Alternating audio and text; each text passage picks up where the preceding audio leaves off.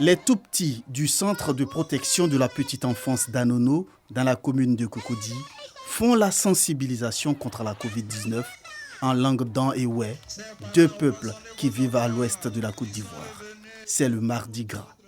La ministre de la Femme, de la Famille et de l'Enfant est venue communier avec les 720 pensionnaires de ce centre, qui est le plus grand du genre en Côte d'Ivoire. C'est une belle initiative qui va dans le sens de la réconciliation et de la cohésion sociale.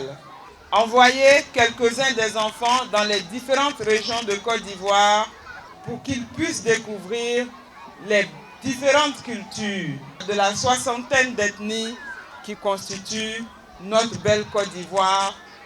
Côte d'Ivoire, pays de paix. Côte d'Ivoire, pays d'amour.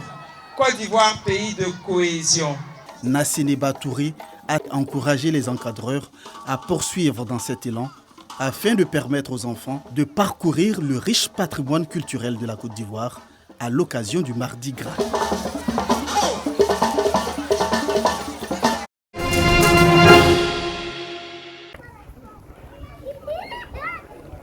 Un tuyau de canalisation d'eau potable plongé dans les eaux usées et ordures.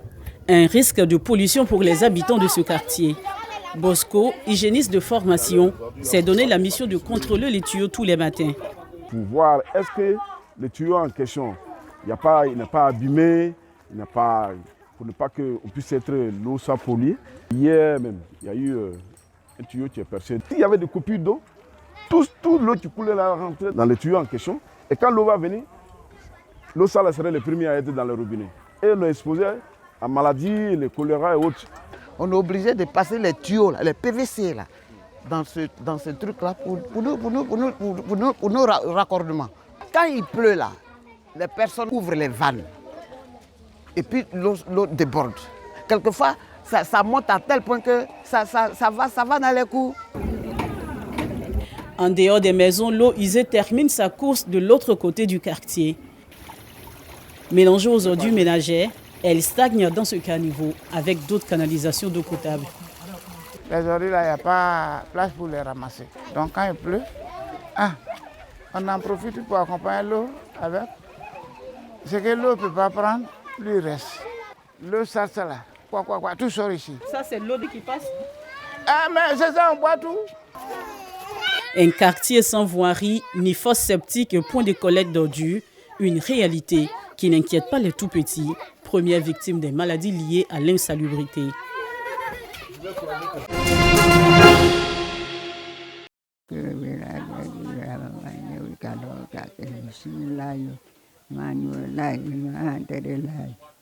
Des prières à peine audibles, mais sincères et probablement parvenues au Tout-Puissant.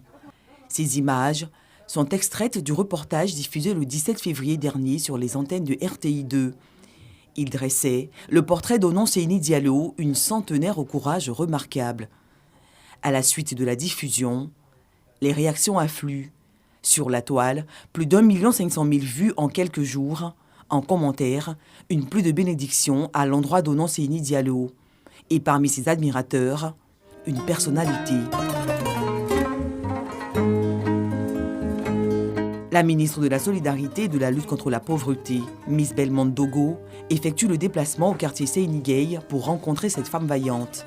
Le reportage que nous avons visualisé, nous avons vu plusieurs femmes le dire. C'est notre maman, elle s'occupe de nos enfants, elle s'occupe de nous. C'est ça la Côte d'Ivoire solidaire. Nous sommes venus lui dire merci pour ce qu'elle a fait pour les enfants de Treichville. Nous sommes venus ici, ce au nom du président, lui dire qu'au-delà des enfants de Treichville, elle a des enfants au gouvernement, elle a tous les ministres comme enfants, elle a le président de la République comme enfant.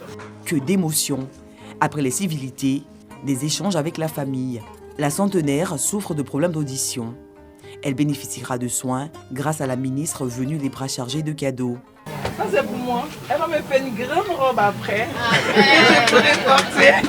Et ça, c'est encore pour maman. Dans les plus brefs délais, nous allons vous faire parvenir son appareil pour qu'elle puisse vous entendre comme ça. À la prochaine visite, je pourrai aisément échanger avec elle.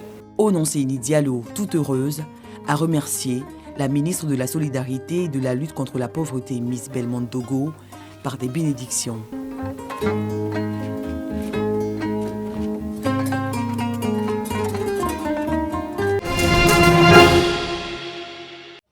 C'est dans la cité balnéaire d'Assinimafia que l'Organisation internationale pour la solidarité sociale et spirituelle, OIS, a déposé ses valises, avec un message « Appeler les populations de tous les bords politiques à la paix et à la cohésion sociale, gage d'un développement durable ».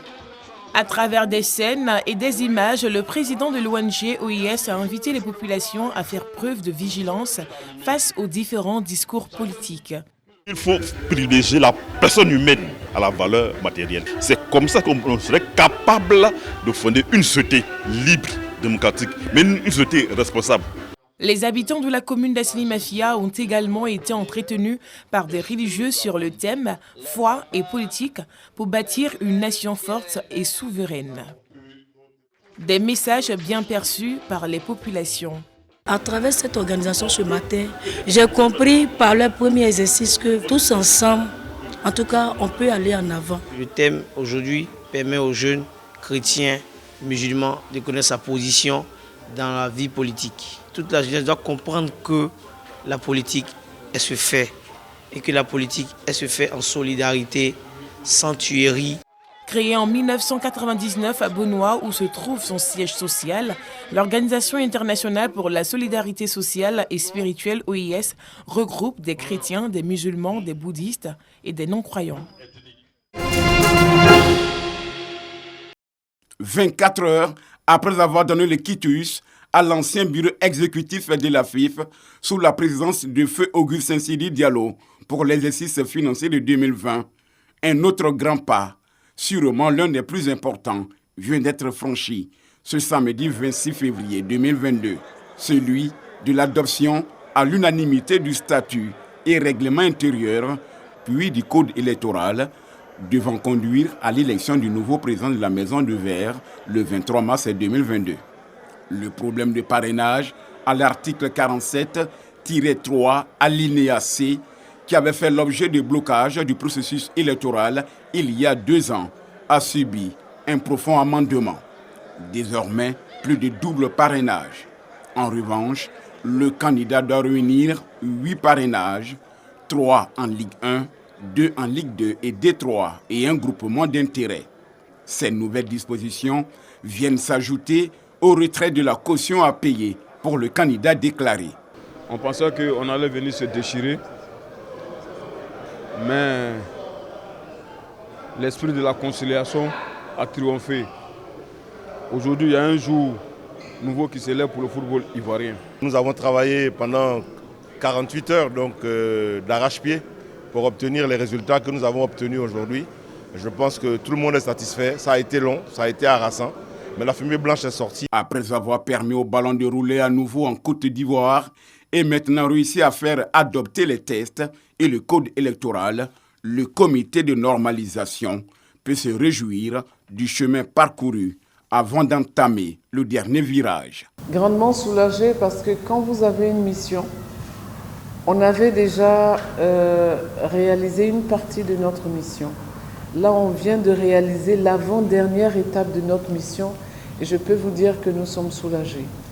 Nous sommes soulagés, nous sommes heureux et nous sommes fiers parce que nous avançons. Didier Drogba, Yacine Idriss Diallo, Sori Diabaté et Jean-Baptiste Yaté Elélé, les potentiels candidats à la présidence de la FIF, sont donc appelés au dépôt des candidatures dès le 5 mars 2022, suivi de l'ouverture de la campagne le 15 du même mois et les élections 8 jours plus tard.